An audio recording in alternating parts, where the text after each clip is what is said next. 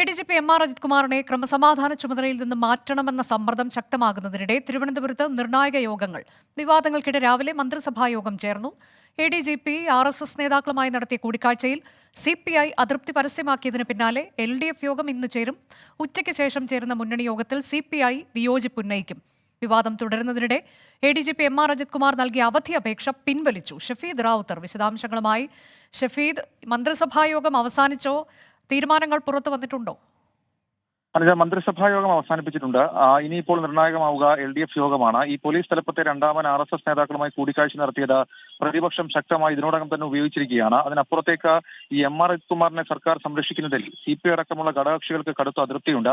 CPI സംസ്ഥാന secretary കഴിഞ്ഞ ദിവസം അത് പരസ്യമായി പ്രകടമാക്കുകയും ചെയ്തു. എന്നിട്ടും ADGPക്കെതിരെ നടപടിയെടുക്കാൻ മുഖ്യമന്ത്രി തയ്യാറായിട്ടില്ല. ഇന്ന് മുന്നണി യോഗം ചേരുമ്പോൾ RJD അടക്കമുള്ളവർ ഈ വിഷയം യോഗത്തിൽ ഉയർത്തിയേക്കും.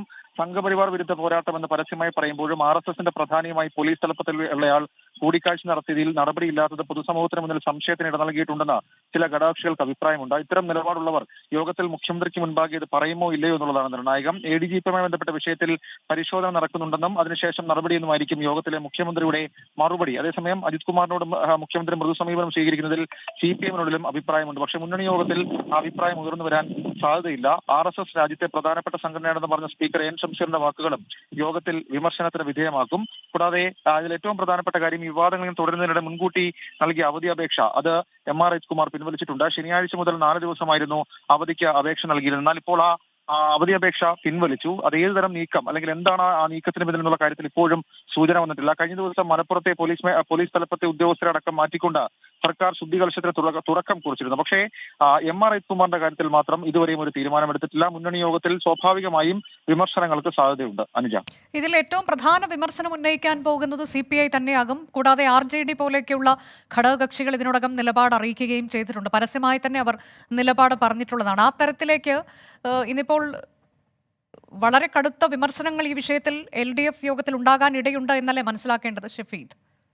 അനുജ, ഉറപ്പായിട്ടും. കാരണം നിലവിൽ ഇപ്പോൾ ഈ പോലീസ് ആഭ്യന്തര വകുപ്പുമായി ബന്ധപ്പെട്ട് മുന്നണിക്കുള്ളിൽ ഉയർന്നിട്ടുള്ള വലിയ തരത്തിലുള്ള അതൃപ്തികളും അഭിപ്രായ വ്യത്യാസങ്ങളും ഉണ്ട്. മാത്രമല്ല CPI അടക്കം ആഭ്യന്തര വകുപ്പുമായി ബന്ധപ്പെടുമ്പോഴൊക്കെ കേൾക്കേണ്ടി വന്നിട്ടുള്ള പഴികളുണ്ട്. അപ്പോൾ അതടക്കമുള്ള കാര്യങ്ങളുടെ പശ്ചാത്തലത്തിൽ CPI അടക്കം കടുപ്പിക്കാനാണ് സാധ്യത. പക്ഷേ അത് മുഖ്യമന്ത്രിയെ കാണുമ്പോൾ ഏത് രീതിയിലേക്ക് മാറും എന്നുള്ളത് മാത്രമാണ് ഇനി നമ്മൾ ശ്രദ്ധയോടെ നോക്കുന്നത്. കാരണം ഇതിനു മുൻപും പല വിവാദ വിഷയങ്ങളിലും CPI ഈ LDF യോഗത്തിൽ മൗനം പാലിച്ചിരുന്നു. ആ രീതി തുടരുമോ അതല്ല കടുത്ത വിമർശനത്തിലേക്ക് കടക്കുമോ എന്നുള്ളതാണ് ഇനി കാത്തിരുന്ന് കാണുന്നത്. അതേസമയം MR അജിത് കുമാറിനെ മാറ്റണമെന്നുള്ള ആവശ്യം അത് മുന്നണിക്കുള്ളിൽ ശക്തമാണ്. കാരണം പോലീസിനും ആഭ്യന്തര വകുപ്പിനും അത് വലിയ പ്രശ്നമാകും. വിവാദങ്ങൾക്ക് അവസാനം അങ്ങനെ ഒന്നും ഉണ്ടായില്ലെങ്കിൽ അത് വീണ്ടും പോലീസിനെയും സർക്കാരിനെയും സംശയനിഴലാക്കും എന്നുള്ള അഭിപ്രായം കൂടി LDFിലെ ചില ഘടകകക്ഷികൾക്കുണ്ട്. ഇന്ന് അത്തരം അഭിപ്രായങ്ങൾ LDF യോഗത്തിൽ അവർ പരസ്യമായി പ്രതികരിക്കുകയും ചെയ്യും.